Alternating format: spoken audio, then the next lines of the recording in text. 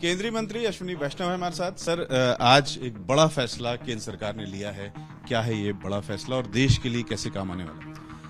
प्रधानमंत्री श्री नरेंद्र मोदी जी ने आत्मनिर्भर भारत और मेक इन इंडिया का जो संकल्प लिया है, उसके तहत आज बहुत बड़ा फैसला लिया। पहली कॉमर्शियल सेमीकंडक्टर फैब। ऐसा फैसला, ऐसा निर्णय जो कि 1960 से 1962 से भारत प्रयास कर रहा था।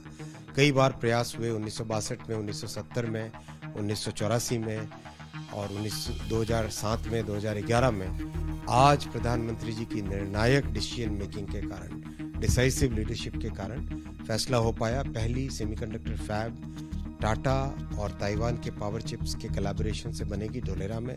91,000 करोड़ रुपीस का इन्वेस्टमेंट होगा। 50,000 वेफर्स महीने के बनाएंगे। ये एक वेफर है, आप देख रहे हो।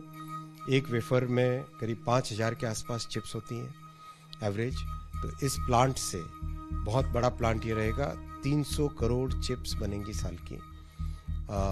कई सारे सेक्टर्स हैं जिसमें काम आएगा ये।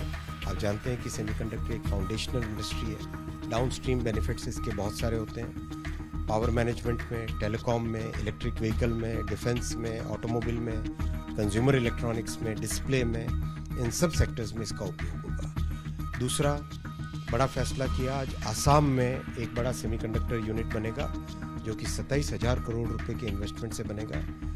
इस यूनिट में बहुत ही फाइन चिप्स बनेंगी जो कि देश दुनिया में, अपने देश में काम में आएगी। ऑटोमोबाइल सेक्टर में, टेलीकॉम सेक्टर में, मोबाइल में, और उनका एक्सपोर्ट भी होएगा अमेरिका और यूरोप में। आप जानते हैं प्रधानमंत्री जी ने नॉर्थ ईस्ट के डेवलपमेंट के लिए बहुत सारे काम किए। Rail connectivity, air connectivity, highway connectivity, optical fibre connectivity, हर तरीके से नॉर्थ ईस्ट का डेवलपमेंट प्रधानमंत्री जी के फोकस में रहा। 50 से अधिक बार तो स्वयं गए और कई नए ऐसे इनिशिएटिव्स लिए जिससे नॉर्थ ईस्ट एक बहुत ही मजबूत प्रदेश बन के, मजबूत क्षेत्र बन के निकले। और आज का ये फैसला, नॉर्थ ईस्ट में इतना बड़ा हाईटेक इन्वेस्टमेंट, ये अपने आप में एक बहुत बड़ा फैसला है जिससे नॉर्थ ईस्ट के लिए सुपर एक डेवलपमेंट का फेज चालू होगा। आपने सर इसके इम्पैक्ट को बताया, थोड़ा सा समझना चाहेंगे कि एक आम आदमी सेमीकंडक्टर फैब को कैसे समझे? देखिए, कोई भी चीज जो ऑन होती है या ऑफ होती है, जैसे घर में लाइट हो, टीवी हो, फ्रिज हो, गाड़ी हो, ट्रेन हो, एरोप्लेन हो, कोई भी चीज, आपके हाथ में जो कैमरा है वो हो, माइक हो, जो भी चीज ऑन या ऑफ होती है उसमें सेमीकंडक्टर का उपयोग होता है। सेमीकंडक्टर फाउंडेशनल इंडस्ट्री है। अगर सेमीकंडक्टर नहीं है तो आप फ्रिज नहीं बना सकते, सेमीकंडक्टर नहीं है तो आप स्कूटर नहीं बना सकते, सेमीकंडक्टर नहीं है तो आप कार नहीं बना सकते। बहुत ही फाउंडेशनल इंडस्ट्री है ये। लैपटॉप, मोबाइल, हर चीज में सेमीकंडक्टर लगता है। तो सेमीकंडक्टर की चिप्स ये इस तरह से होता है कि पहले एक वेफर बनता है। ये वेफर बहुत बारीक होता है, जो हमारी नाखून की नोक है।